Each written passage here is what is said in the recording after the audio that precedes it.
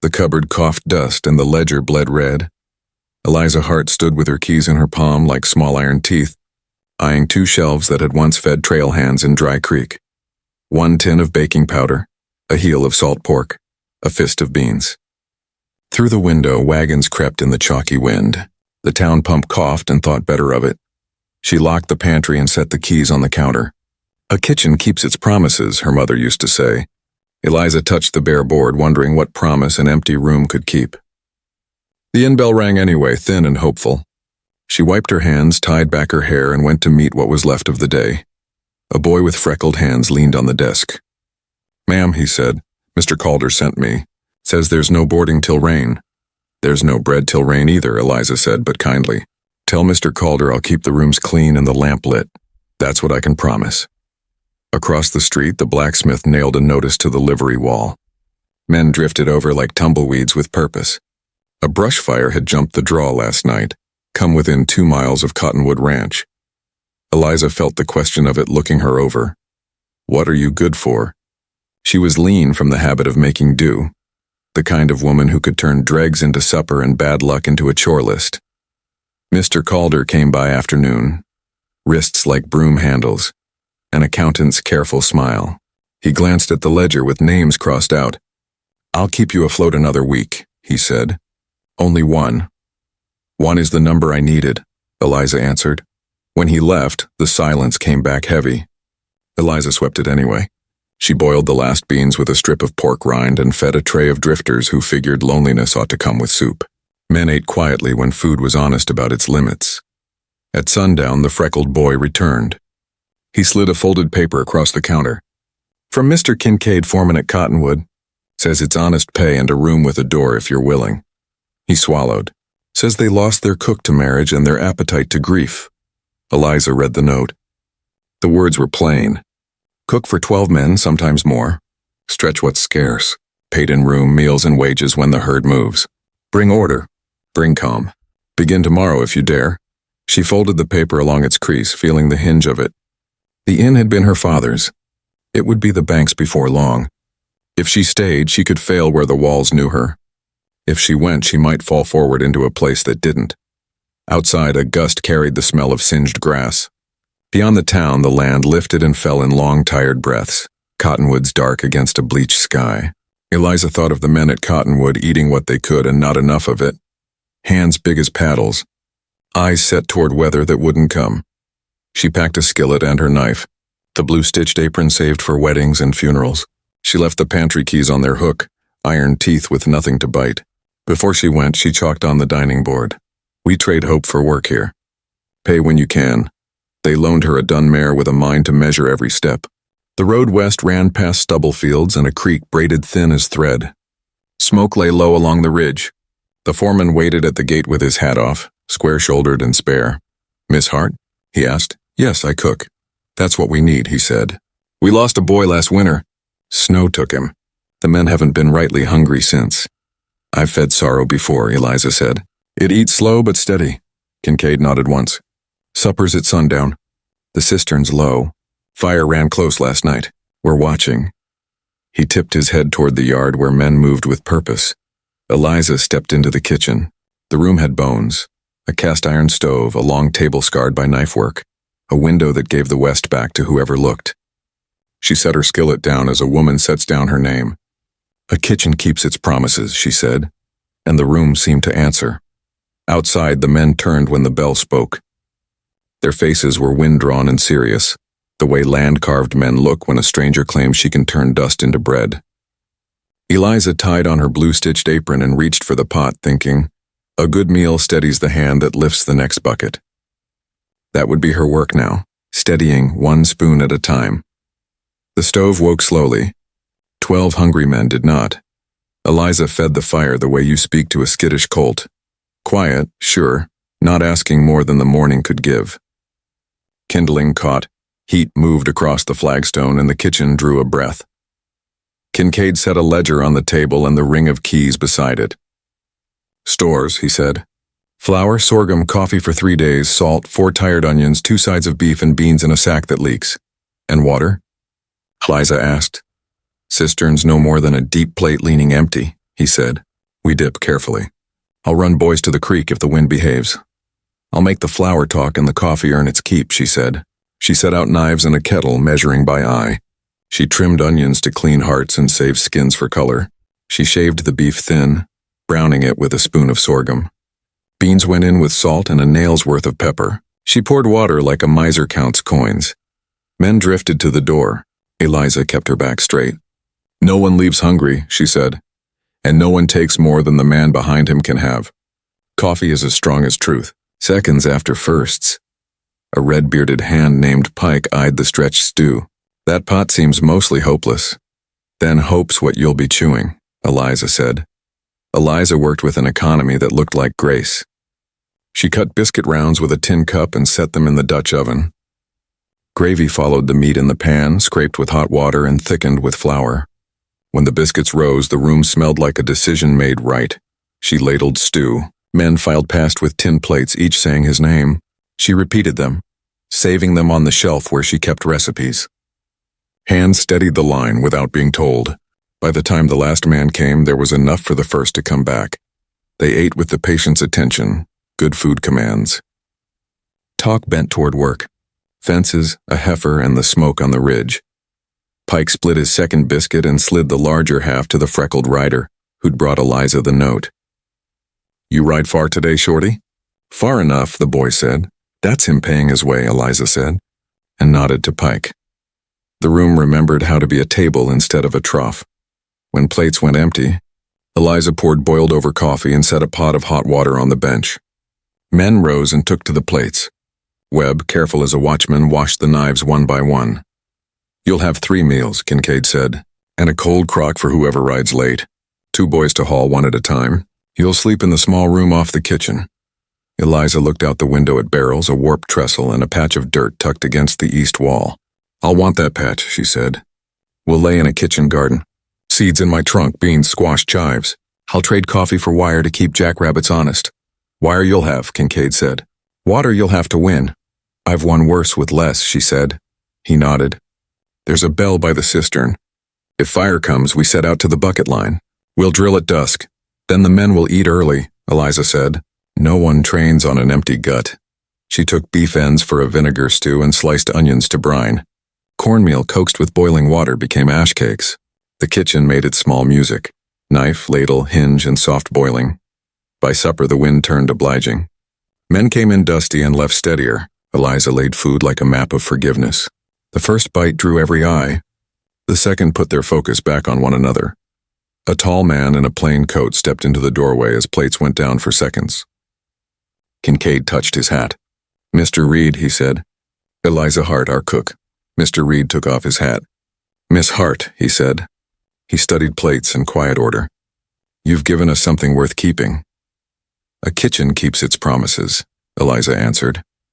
When lanterns were trimmed and the bell rope tested, Eliza set the blue-stitched apron to dry. She faced the small room off the kitchen and felt a steadiness take root where fear had been. Outside, the ridge kept its thin smoke. Inside, the stove kept a coal against morning. If water would not give, she would make every drop a soldier.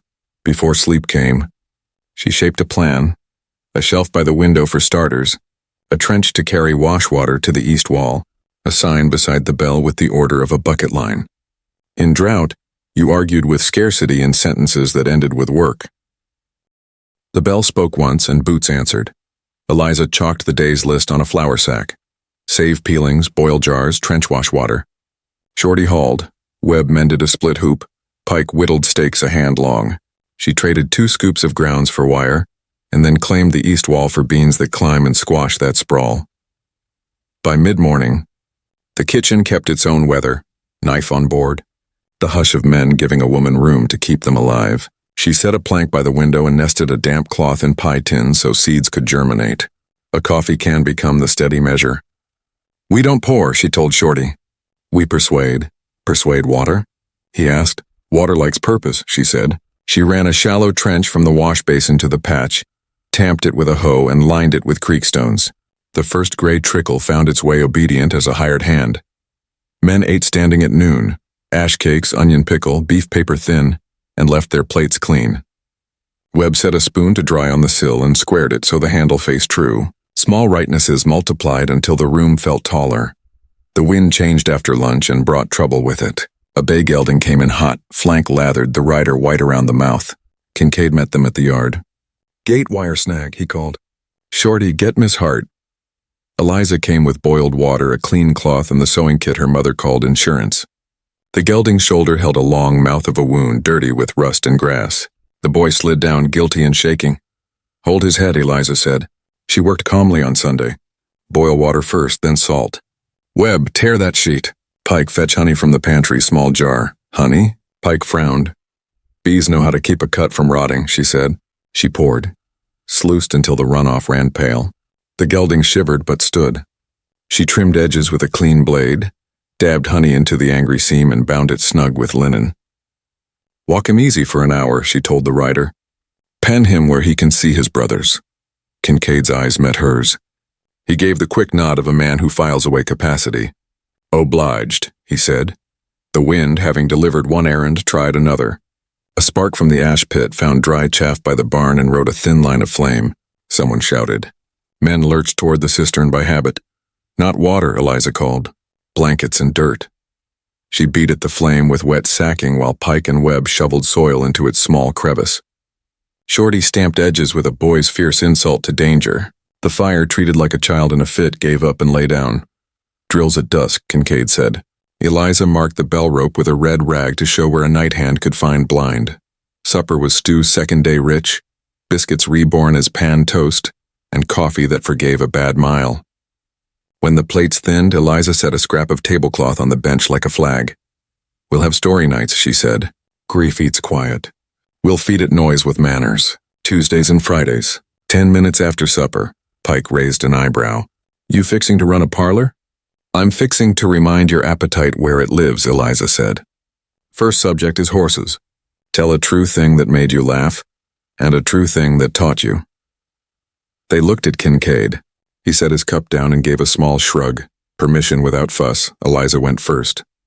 "When I was 12, I tried to gently a neighbor's pony with sugar.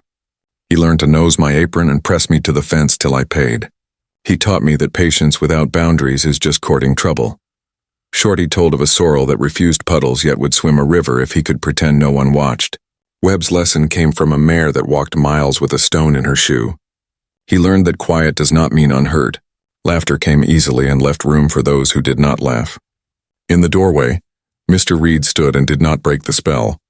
When it ended, men lingered the way people do in a churchyard, lighter, aware of names. Plates stacked themselves. Someone left a tin of seeds by Eliza's starter shelf with no note, but with intent enough. Later, when the yard went to crickets, Eliza tallied on her chalk square. Stores stretched. Horse saved, fire checked, stories told. She added a line like a prayer. "A kitchen keeps its promises. A crew keeps its word." The wind eased against the eaves. The trench carried a thread of gray water to the promise at the east wall, and the promise held. The cistern rang hollow, and the day did not care. Eliza rapped the lid and heard a plate scrape too clean. "We will teach you patience," she told the dark, and set the dipper back like it might bruise. Breakfast was grit and grace. Fried mush, stew warmed to third-day courage, coffee poured like confession. Men ate facing the door, listening to the wind. "We drill at dusk," Kincaid said. "We train before hunger returns," Eliza answered. She chalked the door slab. Bell twice. Wind shift. Bell 3, flame scene. Bell long and fast, bucket line now. Names sat under the spots the men had claimed. Pike at the cistern, Webb at the mouth, Shorty running sling. Mr. Reed and Kincaid to walk the line and fill the gaps a pencil could not. Between meals, Eliza argued kindly with scarcity. Onion skins colored broth. Sorghum sweetened vinegar. Crumbs promised dumplings. She saved drippings like money and taught Shorty the pride of a clean ladle. "Grease tells on a lazy cook," she said. "Then we run an honest kitchen," he grinned. The patch by the east wall drank its gray trickle. Seed lay under the crust like a promise written small. Eliza set willow wands for beans and scratched a prayer no one would see. Be generous even now. By noon, Mr. Reed came out of the sun with a quiet step. He set a crossbar over the kitchen window and hung patched sailcloth as an awning. "Afternoons lay hard on this room," he said. They do, Eliza replied, holding a board while he drove a peg. When it held, the light softened and the stove sighed. Thank you, she said. You've earned shade, he answered, and went to the yard. At dinner, Eliza handed Pike an extra biscuit like it weighed respect. For showing a boy what sharing looks like, she said. Pike looked at the bread, then at Shorty, and something eased in his shoulders. The afternoon went by quickly. Heat tried on the world and made it fit. The gelding Eliza had sown took his hour's walk calmly, and the boy who'd ridden him in held the halter with a new softness. Eliza set 3 pails and wet sacking by the door, then cooked supper early as promised. Beef ragout coaxed from tired cuts, corn dodgers, onion relish, coffee. Men came in with smoke under their nails. When the last plate scraped, Eliza rang the bell twice. Boots moved without talking. They stood at their chalked places as if a conductor had raised a hand. She rang 3. Pike soaked the blankets, Webb squared at the door. She hauled from the cistern and sent buckets hand to hand, slower than fear but faster than doubt. The line found its rhythm. They doused the practice fire Kincaid lit in a barrel till steam rose like a ghost forgiven. Mr. Reed walked the line, then stopped, listening to the men breathe together. Again, he said. And they did. Smoother, quicker, the bell a metronome everyone could hear in his chest. When dusk lay its thumb on the ridge, Eliza set a white cloth on the bench. Story night, she said.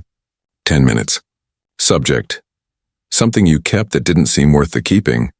Webb lifted a worn horseshoe. Found it the day before snow took Luke last winter. The name moved through the room like a quiet knife. I keep it to remind me luck isn't always straight. Pike set a cracked bone button on the cloth. Off my father's coat, he said. I thought I hated the man. Turns out I needed proof I hadn't imagined him. Shorty held up a cat's eye marble. I use it for a coin when I don't have one. Makes me remember game's end and work doesn't. Eliza told of a recipe card her mother wrote with a scorch where the lamp tipped. I keep it to remember how close foolishness stands to wisdom, and how a steady hand keeps both from burning down the house. Mr. Reed did not sit, but he spoke. I kept a letter from a man who wronged me. I don't read it. I keep it to remember forgiveness is a ledger I balance for my own sake, not his. Silence did not hurt this time. It held. Men breathed easier. Dishes found water. Towels found rope. When the yard went soft and the sky gave up a few shy stars, Eliza sat on the kitchen step. The trench whispered. The awning made a small shade in the evening. She let herself be tired and did not mistake it for defeat. A kitchen keeps its promises, she thought. And a promise once kept keeps you?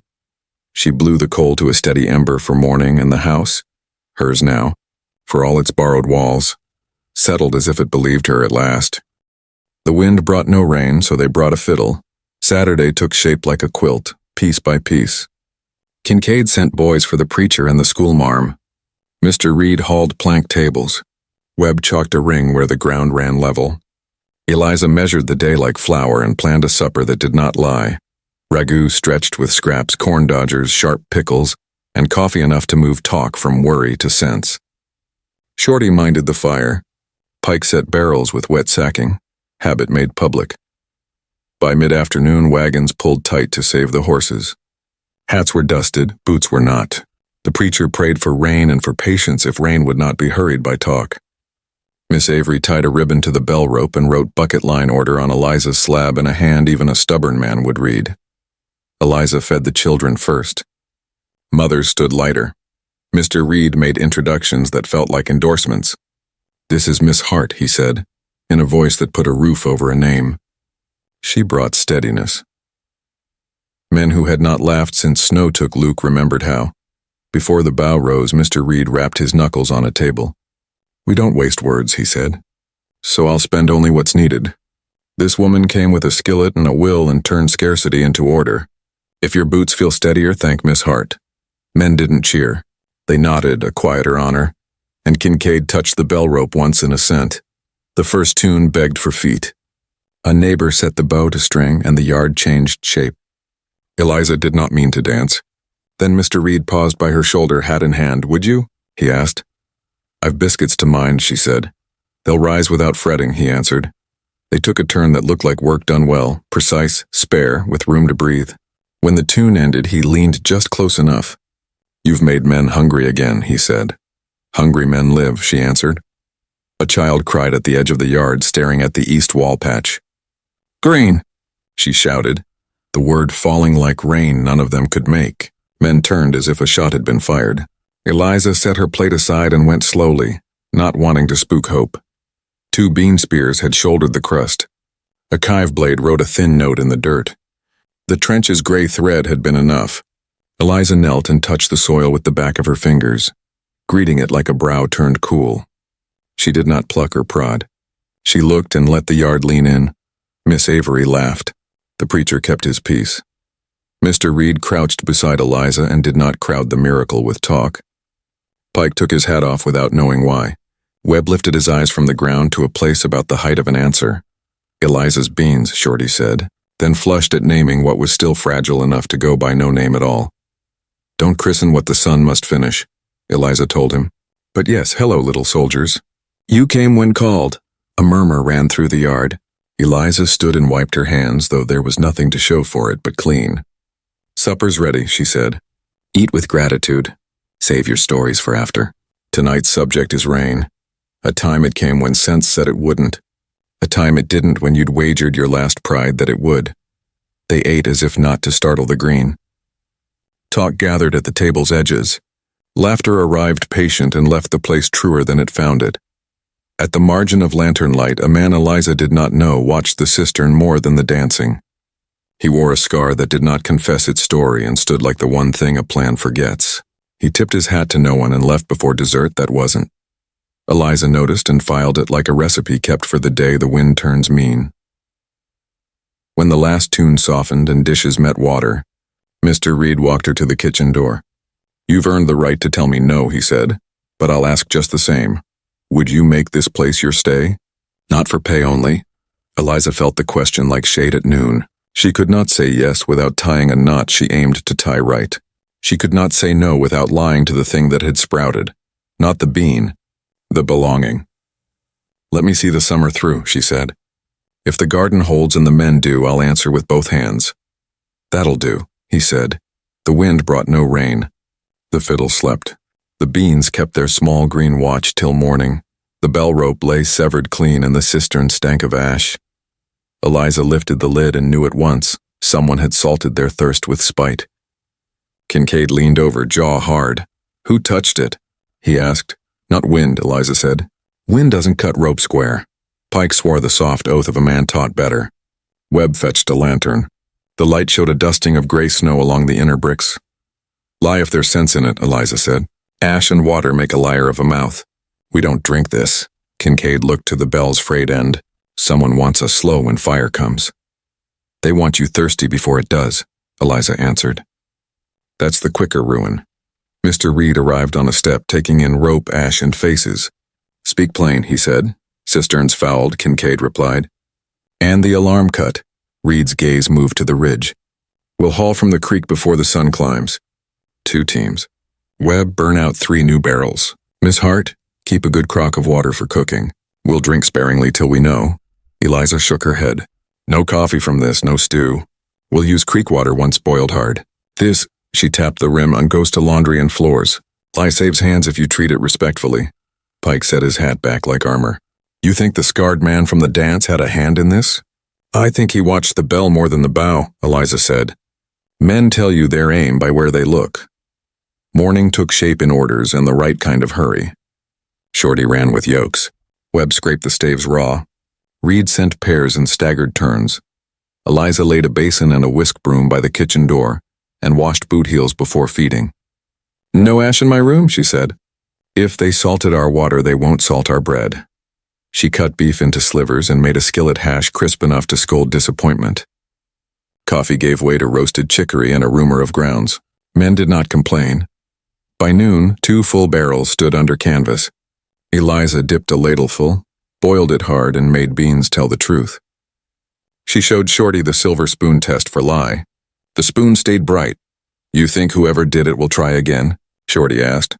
They always do, Eliza said. Wickedness is lazy. It repeats itself. So does courage. We'll be ready. Kincaid came with a coil of rope. Bells mended. He laid a small bent nail on the table. Found this by the lid. Eliza turned it with her knife tip. From a boot heel, she said. City makes. A man not used to walking honest ground. Reed's eyes said the rest. Morrow's buyers have been circling, he said. Dry country makes cheap acres. They don't want our cattle. They want the creek and the map it draws. So they'll starve the will before they starve the herd, Eliza said. Unless we make starvation expensive, Reed answered. Eliza checked the east wall patch. Beans lifted small flags. She set sticks firmer, wove wire tighter, and tamped the trench against meddling feet. On the awning's shade, she chalked, water watchers, night pairs, lid checks till moonset. At supper, she told the men what could be told. We eat because we work. We work because we mean to keep what's ours. If you're scared, that's honest. Set your fear to a chore and it'll quiet down. Pike grinned without humor. What chore did you give yours? Counting breaths between knocks on the door, she said. Laughter came like dry thunder, low but promising. She set the cloth anyway. Tonight's subject is trouble you didn't invite but had to host, she said. Webb spoke of a winter calf found in snow, warmed in a bread oven, hands blistered, but pride saved. Shorty told of a schoolyard fight he didn't start, and the black eye that taught him when to walk away. Pike said nothing, moved his cup. Mr. Reed listened like a judge who preferred mercy. When 10 minutes passed, he stood. Men who cut rope sleep poorly, he said. Let's see, they have a reason. Near dark, Shorty found the garden wire unpinned and a boot scuff by the trench. Webb followed it to the fence and lost it where stone turns all feet honest. Eliza reset the staples and tied them with twine. A poor lock that tells when picked. They set sentries under a sky that would not help. Eliza banked the stove and laid her knife beneath the pillow because a woman needn't be foolish. Before sleep, she wrote on the slate by lamplight, A kitchen keeps its promises. A bell keeps its town. Then she blew the flame and let the house listen for her. Night didn't creep. It struck a match. Shorty's whistle split sleep. 3 hard pulls, flame seen. Eliza was at the door before her boots found her feet. The bell answered. Men poured from bunk and shadow. Fire skittered along hay by the north fence and licked at the east wall patch. Bean flags showed. Chives bent. Eliza seized wet sacking and ran for the garden. Blankets here? She called. Dirt to the hay, don't feed it air. Pike and Webb split like knives. Kincaid threw open the barrel lids. Buckets found hands. Hands found rhythm. Eliza dropped and beat the creeping flame flat. Smoke curled low and mean. Shorty flanked her, face set. Hold the edges, she said. Fire eats corners first. A spark hopped the trench and caught in the straw saved for mulch. Not today, she told it, and scooped soil on with the back of her hand. By the hay, Webb shoveled and Pike stamped until the red went black. Kincaid counted, 1, 2, set, and water hit like a sentence. Then the bell choked and fell silent. The rope hung loose again. In the hush, she heard a foot wrong on gravel. At the cistern, she said low. Mr. Reed was already moving. Eliza slid along the porch shadow with the skillet she'd left cooling on the step. A figure knelt by the lid crowbar on the hinge. The twine she'd tied to tell a tale lay snapped and foolish. Leave it, she said. The man started, then drew iron. Lantern light found the scar across his cheek, the nails in his boot. Harlan? Kincaid's voice carried disbelief and something older. A day hand of 2 months, late to volunteer, early to listen. Harlan's gun twitched. Mr. Reed stepped left and drew him with the motion. Eliza threw the skillet. Iron met wrist with a sound like truth. The shot tore a plank from the trough. Harlan lunged. Pike hit him low. Webb came high. They went down in a knot of elbows. The gun kicked free. Shorty planted a heel on it like pinning a snake. Rope, Kincaid said. Someone found it. They tied Harlan fast, breathing, sawing. Reed crouched. You cut the rope and salted our water? Harlan spat. Morrow pays better than drought, he said. You'll fold when your men get thirsty and your garden turns to ash. Morrow won't taste this stew, Eliza said. You won't either unless you talk. He laughed without humor. Dawn brings a south wind. Boys on the rim with torches. Providence gets the blame. Reed's face went hard. Who opened the gate? Harlan's eyes slid to the bunkhouse and away. Silence answered. The hay sank to sullen smoke. The garden singe smelled wrong. Eliza touched a blackened chive and let it be. We saved the roots, she said. They'll throw blades again. Kincaid touched his shoulder and came away wet. The wild shot had found flesh. "Sit," Eliza ordered. He did. She washed the crease with boiled water and a hand that did not shake. "Honey, linen pressure." "You'll keep both arms," she told him. "Seen worse," he muttered. They reset the bell with a spare loop and hung it higher. Webb set watches in pairs. Shorty ran the line with speed and care.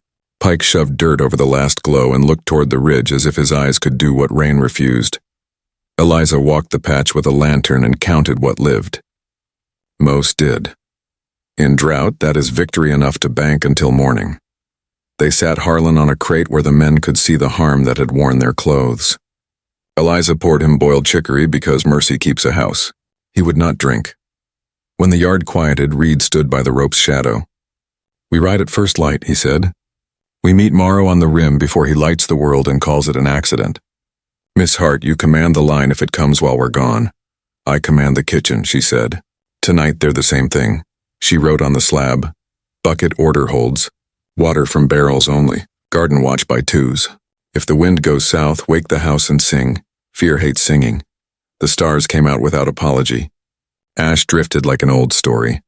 Eliza banked the stove and sat on the step, knife in her apron pocket. "A kitchen keeps its promises," she said to the dark. "So do we." In the bunkhouse, someone began a low hymn asking not for miracles, only for strength to do what dawn would require. The tune climbed the rafters and leaned against the bell. Harlan closed his eyes and did not sleep. Neither did Eliza. She watched the east wall patch breathe and thought of morning coming like a verdict she meant to meet, fully awake. The ridge lit before the sun did. Eliza was already at the bell. One long and fast bucket line now. The yard moved like a drill remembered in the bones. Pike and Webb were gone with Mr. Reed to the rim. Kincaid, bandage bright on his arm, took the west run. Shorty stood at her shoulder, eyes sharp, hands ready. "Blankets to the roofs," Eliza said. "Soak 'em hard. Wet the porch planks, wet the trough. Leave the barrels capped till I call. No waste." Smoke came in low, a fox on its belly. Far off, a shout carried. Then the small wild laughter of fire-tasting grass. Eliza knelt by the east wall patch. "You be stubborn," she told the beans, and set a wet quilt as a windward tent over the row. She drew a line in dust with the back of a spoon. "We'll starve it, not chase it. Backburn along the road. Stone on one side, my trench on the other." Kincaid hesitated. Reed hired sense," Eliza said. "Torch from the stove, not the heap.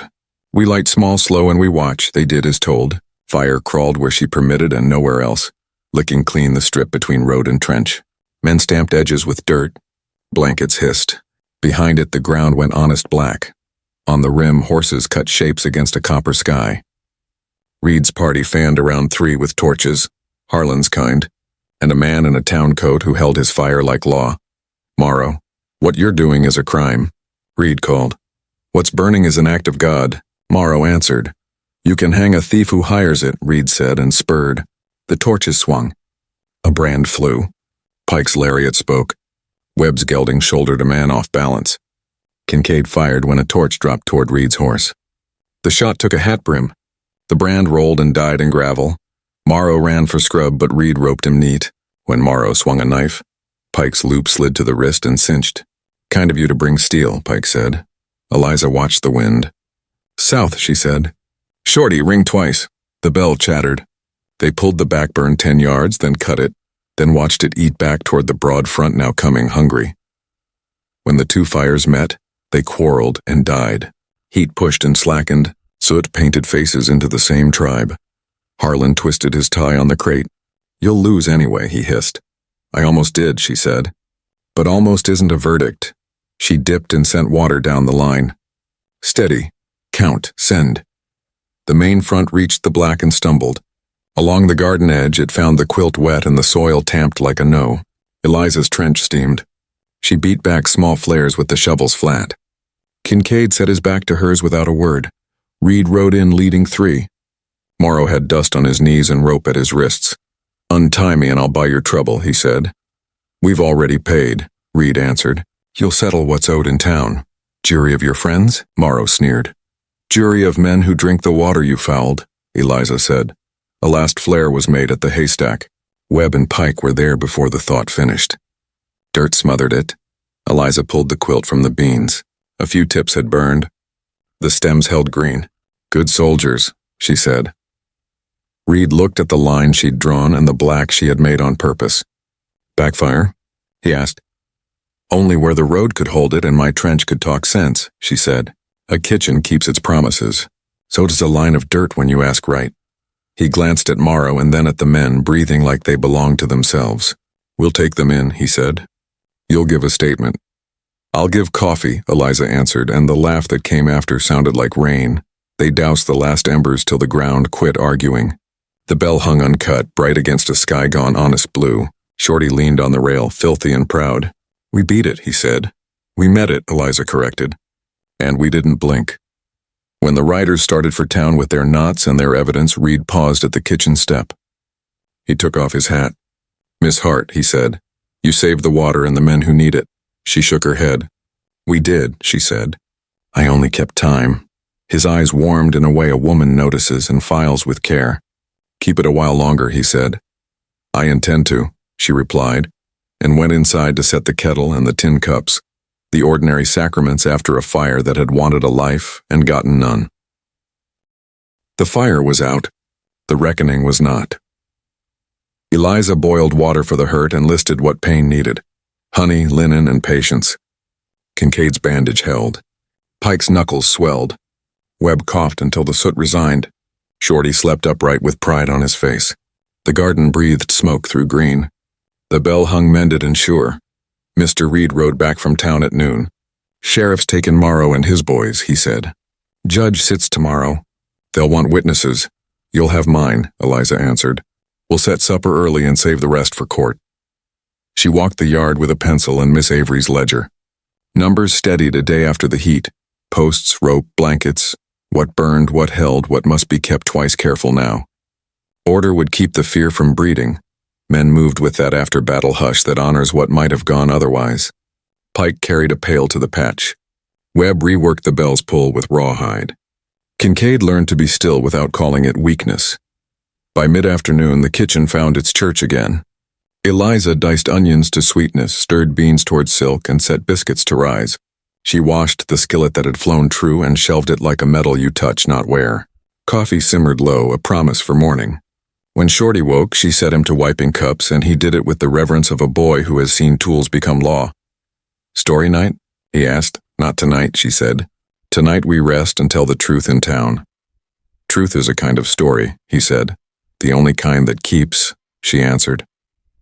Supper came easily. After, Mr. Reed walked with Eliza to the east wall where bean flags had straightened. He touched the wire she'd twisted tight.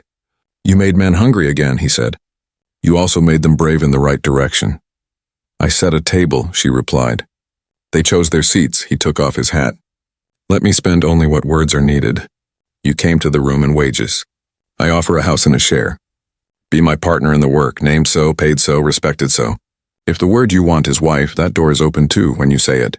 Eliza felt the steadiness more than the surprise. She looked at the beans, trench, bell rope, and the stove she had made into a heart. She thought of grief eating here and how the men had fed it manners. I will stand with you, she said.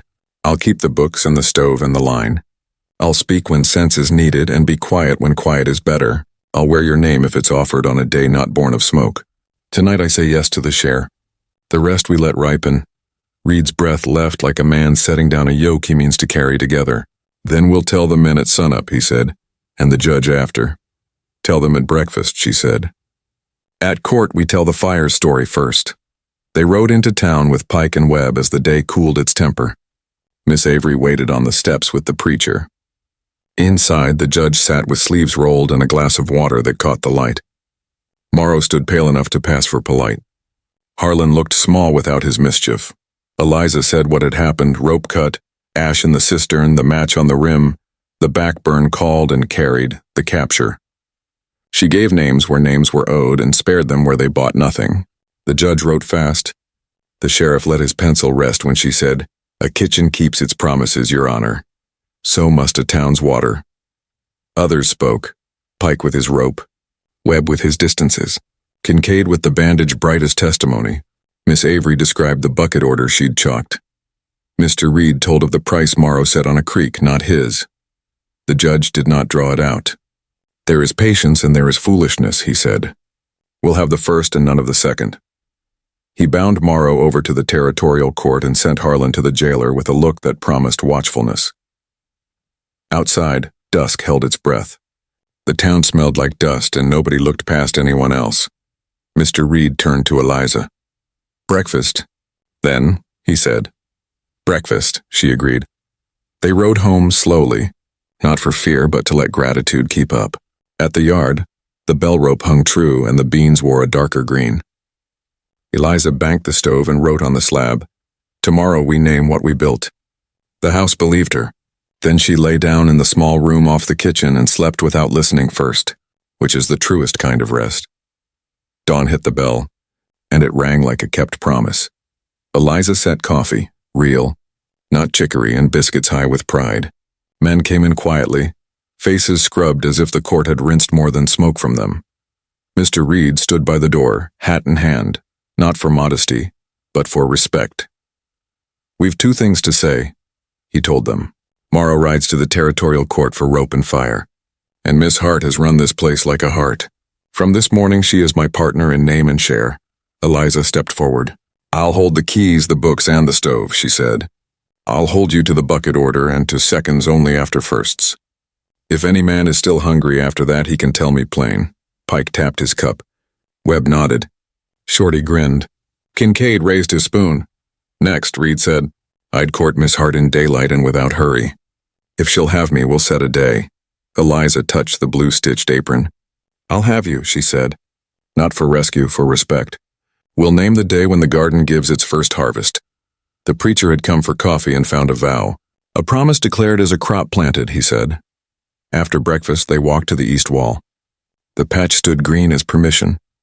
Mr. Reed carried a small plank and nails. "Miss Avery brought a brush. What do we call it?" Shorty asked. "Names should tell the truth," Eliza said. This ground wasn't kind. It was faithful. "Call it Faithful Garden." She wrote it carefully. Reed drove the nails. Webb set one more stake so the sign wouldn't lean. Kincaid hung a dipper by the trench to honor the water's path. The day was filled with repairs that looked like trust. The cistern was scrubbed and rinsed till the bricks answered clean. Reed set a lock on the lid that sang when it turned. Webb ran a second bell rope through a pulley high enough to shame a knife. Miss Avery painted the bucket order on the stable door. The preacher blessed the line with half a psalm and a full bucket. At dusk, the neighbors came with pies, jars, and laughter. Eliza fed exactly good bowls. After, she laid the white cloth on the bench. "Story night," she said. Subject: "Something you built that built you back." Pike told of a corral that taught patience. Webb of a saddle he stitched after his father died. The leather pulling grief into shape. Shorty said the trench made him think where water thinks. Mr. Reed spoke last. "I meant to build a ranch," he said. "It wasn't wrong. It wasn't complete. Turns out I was building a home. It needed a partner who keeps promises warm." Eyes found Eliza and did not look away. When the stars fixed themselves, the preacher cleared his throat. "There's a fashion for long engagements," he said. "There's also drought. If two people are sure, the Lord is ready now." Eliza looked at the beans. The pods were small, tender. As a first yes, she turned to Reed. "We won't wait for a fat harvest," she said. "We'll wed on the first picking. Bring your book when the pods snap." "I'll bring it," the preacher said. The day came a week later, ordinary but for the way it felt. Ribbons hung from the awning and fence posts. The preacher stood by Faithful Garden. Eliza wore the blue-stitched apron like a banner. Reed held his hat. Vows were plain as bread: to keep, to steady, to tell the truth in famine and feast. A ring made from wire and a coin passed down the line slid onto her finger. The men said, "Amen." Shorty lifted a basket. Eliza reached into the green and snapped the first bean. It broke clean, crisp as a promise kept. They named the garden out loud and walked the circle once so their feet would learn the new path home. Supper was stew with fresh chives, biscuits high with joy, and coffee dark and honest. After Reed spoke at the table, "We have one more sign to hang," he said, and set a second plank beside the first. "Partners, Reed and Hart." Pike drove the nails. Webb squared it true. Men grinned the way hard men grin when something right lands without noise. Eliza banked the stove and wrote on the slate, "We fed them hope until they fed our belongings." The house believed her. Years later, they said the fire came and the garden answered and a cook made a house and a house made a town braver.